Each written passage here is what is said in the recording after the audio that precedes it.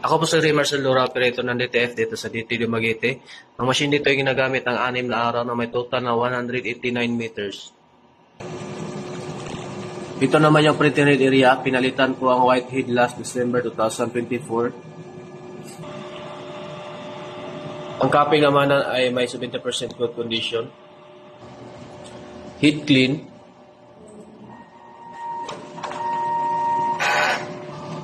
Punasan ng wiper pagkatapos mag-heat clean. At nozzle test.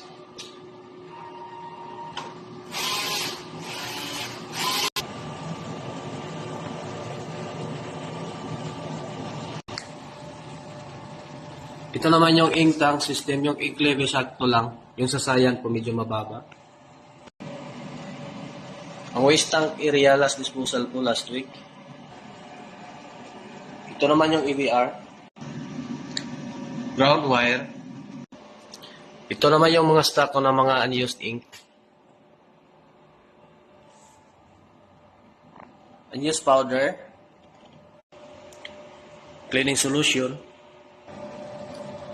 At film. Ito naman yung daily output recording. Ito naman yung consumable withdrawal.